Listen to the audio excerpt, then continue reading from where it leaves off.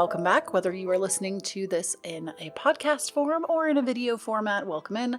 If you would like to watch the video or listen to the podcast, depending on where you are, the link for that will be down below for you in either the show notes or the description box. Today, my friends, I want to talk to you about becoming the villain. And I feel like this has been a topic I've wanted to discuss for a really long time. Also, I apologize in advance for any burps that come out of my mouth. I try not to edit these because I like them to be very authentic. And I'm drinking a watermelon LaCroix today. So it's delicious, by the way. Highly recommend. But I want to talk about the villain and what that means and how we ourselves can be the villain and it's okay, and how we also conceptualize other people as being the villain and how it is also okay. And this is something that I feel like it's going to make more sense as I sit and unravel it with you, but I feel like a lot of people need to hear this. This has been an episode that I've wanted to do, I'm going to say, for at least a couple of months. Even before the podcast was a thing, this is a topic that I've wanted to really openly discuss. So first and foremost, we're going to get Siri out here. Hey Siri. Define villain. Which word? In a film, novel, or play, a character whose evil actions or motives are important to the plot. Would you like to hear the remaining one? Yes. This is an archaic term variant spelling of villain. Huh, okay. I thought maybe it was going to give me another definition, but I think it was talking about a different word. My bad. So, basically, as Siri said, a character whose evil actions or motives are important to the plot. So, I feel like we, as a collective, myself included, this happens sometimes, but I do my best, and I'm going to talk to you how you can kind of talk to yourself or talk yourself kind of through this process. But so many of us are so scared to be villainized by other people that we will do things that we don't actually want to do. How many times in your life have you said yes to going somewhere you didn't want to go, participating in a family event that you had no interest in, participating in, maybe somebody just asked you for a favor, but you really didn't want to do it. And the reason behind that, ultimately, more often than not, is because we as a people cannot stand the idea of somebody else having a false belief of us. We hate the idea that somebody could paint us in their mind as a villain, as somebody who is not a good person or can't be there or isn't reliable or is lazy or, whatever it might be. I say villain because I just think it sounds cool and it's just a fun way to kind of describe the situation. So what I mean when I say that is we so often are so afraid of what other people think of us that we will constantly put the needs of other people before ourselves. Now, it's not wrong to put others' needs before yours, but I'm going to tell you something.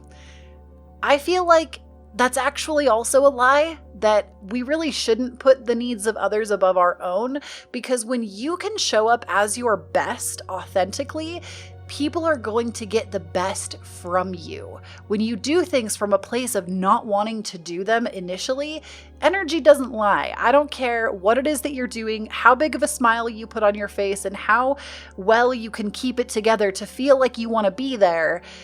Energy doesn't lie. Something about you will be off regardless. And here's the thing. I feel like so many of us are so terrified to be misjudged and for people to take some of our actions personally. But here's the thing. I'm going to tell you a secret. Are you listening? You can't control it anyway.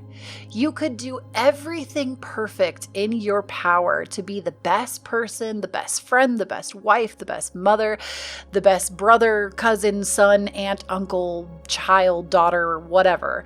You can be the best whatever that you know how to be, and somebody's still not going to like you. Facts. Somebody is still going to see parts of themselves in you that they don't like. That's usually how it's done, is they see aspects of themselves that they deny in you or in themselves. And so that they attach this negative connotation with you. And frankly, the first thing I want you to do is think of a scenario where you said yes when you wanted to say no. Were you happy to be there? Were you glad that you did it at the end of the day? I mean, sometimes, sure, that can be true. Sometimes at the end of the day, you're like, oh my God, I don't want to go skydiving. That sounds terrible. And then you go skydiving and it's like so thrilling and you're so happy that you pushed yourself to do it. That's not what I'm talking about today. I'm mostly talking about social situations that we agree to that we have no interest in attending. Now, I always try to make every episode very personal to myself and share the things that I have been through. So this is a really big topic for me because this is something I've had to get very comfortable with, people villainizing me. And it's not always comfortable. Sometimes it really fucking sucks. I'm not going to sugarcoat it for you. Sometimes it really sucks when people misjudge your actions. And even if you have all the best intentions in the world, somebody's always going to misjudge you. And for me, I am someone that I talk a lot about family in my episodes because to me, family has been my biggest lesson bringer in my lifetime. I have had the hardest time adapting to my own beliefs about family and connections and what I was taught to believe. And I think there is a lot of misjudgment that comes my way in the family dynamic on all accounts because I am someone that doesn't put family first. And I know a lot of people listening to this are going to be like, what? But family is everything. Family before anything else. I don't put my family first. I actually would be willing to tell you that I have, not everyone, I do have family members that I am very close to, but I tend to put my friendships first. And that's because A, some of them are a lot closer to me, and B, I've never had to be anything for my friendship circle, where sometimes in family dynamics, you quote unquote have to be someone for someone to get them to love, accept, and admire you or speak nicely of you. And I learned really early on in my adulthood that was a way that I was never going to be comfortable living my life. I am a very hermit person. I like being home. I love that my world is virtual. I love that I can go and do as I please. My life is truly a design of my dreams. This is like exactly how I want to live my life. And it took a lot of years to get where I am and to be comfortable with disappointing people. And for me, the reason I want to bring this up, and it's so personal, is I don't really visit my hometown very often. I actually, at this point, I haven't been home it'll be 3 years this fall. And there's a lot of reasons for it. I mean, I'm not going to get into everything because some of that stuff I don't even think I'm ready to talk about. But one of the biggest reasons is I don't really require that. Like I said, I can love my family. I can respect my family. No one person did anything so specific, but I just don't really put my family before anyone else. I'm never going to be that person that goes home 2 to 3 times a year. I'm never going to be that person that goes home for Christmas, that goes home for Thanksgiving. I'm never going to be that person that goes out of my way to make that happen. And it's not because I don't want to see these people or because I don't love them, but I am at a point in my life where, and some people are going to think this is extremely selfish, but I promise when you actually start to live for yourself and not for other people, you won't see it that way. And I have just gotten to a point in my life where I ask myself, am I doing this because I want to do it? Or am I doing it because I feel like I have to like save face or make someone not angry with me? And if the answer is I'm doing it because I feel like I have to, you can bet your bottom fucking dollar I will not do it. I will not do it. I am so stubborn. This is where my stubborn Taurus comes out. I am so stubborn. And the moment I feel like I have to do something, I will not do it. And it has to be my choice. I have to have full autonomy. And there was so much of my earlier life that felt very forced and like I had to do this, that I would definitely say I'm in a place in my adult life right now where my pendulum has swung completely the other way. I won't do anything because I feel like I have to. I will only do it because I want to. Now, before you turn off the video and the podcast and write me off as this selfish little brat, hear me out. When you do things because you actually want to do them, think about how much more intentional your relationships are. Think about how much more you enjoy the time that you spend with other people because you genuinely want to make a connection with them. They're important to you and you want to be a part of each other's lives. Think about that. Why would you want anyone, family or not, to be a part of your life if they didn't feel that way about you? And sadly, I've had to learn that the hard way. That not everybody always has your best interests at heart. Not everybody wants to understand you the way that you want to be understood. And it's the people that actually take the time that we actually have good relationships. And I don't have very many of those, I'm not going to lie. I come from a huge family and on both sides, and there's not very many of them that I actually feel that close to. And I think it's because it has to come from that genuine place. And those people know who they are. They're probably all watching this video because I feel like those people actually support the career that I have. And so I have to accept that some people in my family are going to make me out to be the villain. Oh, Kloee thinks she's too good for us, can't spend her time here. Oh, Kloee doesn't have her shit together, so she can't ever afford to travel. Oh, like, I can come up with 1,000 things that I have heard either from directly people or that I've heard like through the grapevine because good Lord, my family is like the most gossipiest version of telephone you will ever listen to. I don't tell my family shit that I don't want anyone to know. I think that's true of a lot of family dynamics, but I've never seen such a gossipy family outside of like the Kardashians, I swear. But for me, this was something I had to become very comfortable with, of people writing me off and becoming upset with my actions. Because frankly, I'm not living for them. I'm living for me. And you better believe if I show up and I'm there because I want to be, because it's intentional. I will never go to a wedding, go to a social event, be a part of something, go to a birthday party. I won't even tell someone happy birthday unless I mean it and it's intentional. And that is the truth. And some people might really disagree with that and be like, you know, how hard is that for you to tell someone happy birthday? It's so easy. But flip it the other way. If it was your birthday, is it the amount of people that tell you happy birthday, or is it the quality of the people that tell you happy birthday? Think about that. So I feel like it can cause a lot of contention, and I'm used to people painting me in this light that makes people think I don't care about them. But ultimately, it's just the people that actually have given me the time of day to work on a solid relationship that I give all of my time to. And people that don't, I'm always open. Door's always open. Well, to an extent. I feel like for a few people, the door is a little bit closed. They might have to pry it open pretty hard, and I might get mad if they tried. There are definitely a few people that door is closed. That ship has sailed. But for the most part, I'm pretty open, and I will always make the effort. I know in my heart, because I know myself, that I am a kind, genuine, loving person, and I only know that because I know what it feels like to get hurt and disrespected and put down for my ideals and my beliefs and the way that I live my life. So I don't spend time around people that it feels disingenuous to be around them. Does that make sense? I hope that makes sense. So let's get back to this whole villain mentality.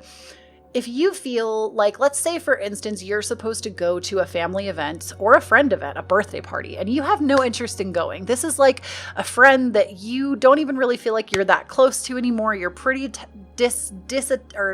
you're pretty removed from, but you feel like if you don't go, like, ooh, they're not going to invite you again, and they're going to think that you're a bad person. And here's the thing. You have to walk yourself through it. And I will always condone this for anything that we talk about on this podcast, because I think it's so important to understanding who you are and where you're coming from.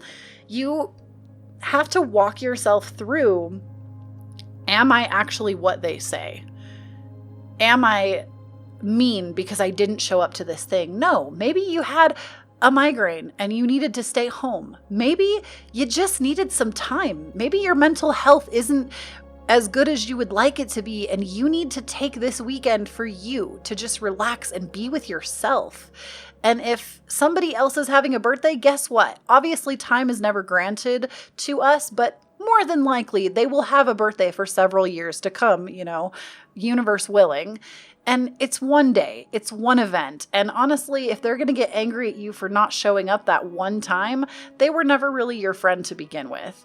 And so really walk yourself through it. If this person is going to be so infuriated with you over it, it's time to reevaluate the people that you surround yourself with.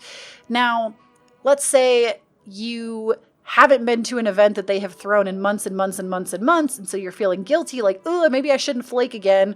Maybe flake, I say with big air quotes. Maybe I should go. But here's the thing. You also need to be honest with yourself. It doesn't make you a bad person if you just don't jive with this person anymore. And you frankly don't want to be a part of the party scene or doing this, that, and the other thing. It's time to maybe let that person go. And it doesn't have to be, you can naturally fade away from people. I feel like most of my childhood friends, not all of them, a lot of them I'm extremely close to, but most of my childhood friends, I feel like it's been a natural separation. And the drift was really easy. There was no cutthroat. The relationship now has to be over. I'm done. It's just this natural drift away. You're not really a part of each other's lives. You don't really talk that much, and you're not interested in the same things anymore. And it is 1000% acceptable to do this with friends and family. And I don't know why, in the name of a blood tie, so many people treat it like it's not appropriate, because we're all just people. We are literally ants in the grand scheme of things, and it doesn't matter whose vagina you came out of. Yeah, I said it. So really walk yourself through that process. Ask yourself, does this to me make me a bad person? And if the answer is yes, and it makes you feel so bad, then maybe there's something to be explored there. Maybe you need to kind of go over that a little bit farther. But more often than not, you're overworking it in your brain so much that you're feeling guilty for something that you haven't even done yet. You haven't even done yet. And you have this conditioned in response. And I will always talk about this too on my channel or on the podcast. It's a conditioned response to think that you have to go and do this thing. And here's why. It's a lot of things. It's conditioning just from generations, but it's also conditioning from the survival part of our brain.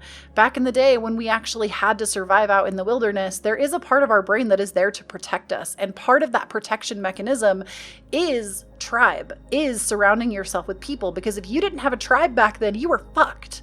So to this day, our brains still operate on that level to an extent. We still think that we need tribe to survive. And frankly, you don't. I'm not saying don't have people that are close to you that you love spending time with. It's great. Be intentional with those decisions. But you don't need a massive tribe to help take care of you. You don't. And so really walk yourself through the process. And if you feel like it's a bad move for you, really, then reevaluate that. Consider your options. Consider what you will do. But if you know in your heart that it's not going to make you a bad person, you have to become comfortable with people thinking what they want of you. Because here's another big secret for you. They're going to do it anyway. You cannot control someone else's perception of you. I guarantee you, I'm going to say at least 50% of my own family doesn't understand me. And I know because of the way that they talk to me. Don't understand me, don't get me, don't try to get me, and I don't really care. I'm just out here doing me, living my best life. When we're together and I see them and we talk, awesome, good for us. But that can just be it. You don't have to go to 8,000 parties a week to be loved. Because that's really what it boils down to as well, is not only can we not handle being villainized by other people, but we think that we have to do things to be worthy of love and affection from others. And you don't. You can just be, exist, do, and be exactly as you are. And the people that want to love and support you, they will show up. Ooh, I'm not going to cry. They will show up. I got a little bit sad for past me that didn't believe that. And those people that want to love, be support, and be around you, that are attracted to your energy and how you run your life because they run their lives similarly, which isn't that amazing when you can link up with people that you just really agree with? You don't need an echo chamber per se. I think it's good to have a variety around you, but it's so awesome to make real authentic connections with people when both of you are actually committed to having a connection. My big point of this is, yes, the whole villain thing, but also to remind you that it doesn't matter what form the relationship comes in. You don't need to make excuses for family or excuses for lifelong friends. This is everyone, because frankly, just like in our last episode, you have to live your life for you. Ultimately, at the end of the day, you have to live your life for you or you will be miserable. Sorry, I get really passionate about this topic. And here's the other thing. I want you to actually think about this a little too. You do this to people too. There are people in your life that could get on their knees and say sorry to you day and night, and you would still think the worst of them. We all do this. Everybody on this planet, I don't care who you are. Well, there might be some people that are an exception, but they are rare. Most people on the planet, there is somebody in your life that you don't fucking like, and you don't fuck with that person. And there's a reason why. And in your mind, you have written them off as a villain, and maybe they do some shitty shit, but to them, they don't see themselves that way. It's all perception. It's always perception. Always take time to spin reality on its head, and it's okay. It's okay if you villainize someone, and it's okay if they villainize you. It doesn't have to mean anything. It's all perception. Your perception of someone doesn't have to mean anything, and their perception of you doesn't have to mean anything. We sit here and we think that like the physical reality is all that the life is, and our social identity is all that we will ever achieve and be. But frankly, you are so much more than that. Wake up. You are so much more than your physical identity and the person that you portray yourself to be around others. Sorry, I'm really passionate and really worked up about this, but the main thing is to remember that you're guilty of it too. And just the way that you misjudge people sometimes, they do the same thing to you. And it's not your job to correct it. It's not your job to make someone think differently of you. It's not your job to make someone the hero. The hero also has its own problems. And it's not your job to make yourself a hero in someone else's mind. They're going to think what they will about you regardless, and it's not your job to change the perception. So stop fighting it. Stop fighting it. I don't know who needs to hear that, but stop fighting it. Stop trying to fight to be understood. This is something I spent like all of my 20s up until like the last year doing, trying to fight to make people understand me. Apologies, my camera died. I was so passionate that I broke the camera. No, it didn't break, it just died. I've been doing a lot of filming today, but basically, as I was saying, I think I kind of reiterated the same point. Excuse me. Oh my gosh, this LaCroix is so good, but like, okay. I think I reiterated that same point like 3 times to really just drill it in, but sometimes when you act like the villain, if somebody has made you out to be the villain and you actually feel like that was a shitty thing that you did, then like, yeah, fix it, make it better. Don't keep doing that thing. But ultimately, if it's something that you just know your heart and know yourself, stop committing yourself to things that you don't actually want to do. Be more intentional with your life and with your time and to everybody else. We don't got time for that. Life is way too short to be so concerned and caught up with what everybody else thinks of you. And the last thing I really want to leave you with is all it really takes to be successful in this is to know yourself and to know your worth and to know that you are never off path or off course. You are always on the right track at every moment and every step of the way. Even if it feels like you've deviated a little bit, know that that's not even possible, because the fact that you wake up every day is a sign that you are on path. Now, there might be polarities in your path that teach you, ooh, that's not really a direction I want to keep going, but you're always on the right path. You're never off course. Things always come in at the right time. The right things happen at the right time. And sometimes People are pulled out of your life because they want to villainize you. And sometimes you pull people out of your life because you villainize them. And that's also okay. I talk about this a lot as well, that we all have a train that our life is. Your life is the train. And sometimes people are automatically put on your train from the moment that you come into this world. But sometimes 30 stops down the line, you have to let them off, because when you let them off, it makes room for more people to be able to enter the train. Sometimes people are on that train for life, and sometimes they get off, and that's okay. Your train can't go backwards. You're not going to go back 10 stops and pick them up. Like, no, we're done with that. So we have to keep going. And that doesn't mean that you can't ever make amends with people and bring them back into your life. Sometimes timing is everything, and you both need to grow in different directions for a little while to come back together. And that happens too sometimes. So anyways, most importantly, it's okay if somebody makes you out to be the villain. It doesn't mean you should stop doing your thing. And it's okay if sometimes you villainize someone because they're just not living their life in alignment with how you want to live yours. And yes, I would encourage you to challenge that a little bit harder and make room for acceptance of more people, but it doesn't mean you have to give them access to all of your essence if you really don't agree with the way that they do things. But it doesn't mean that you have to completely lose respect either. So that's all, again, up to perception and up to you. But at the end of the day, just know that you are so divinely loved. And you are so much more than this. You are so much more than what anybody could say or think about you. I love you so much, and I'll talk to you next week.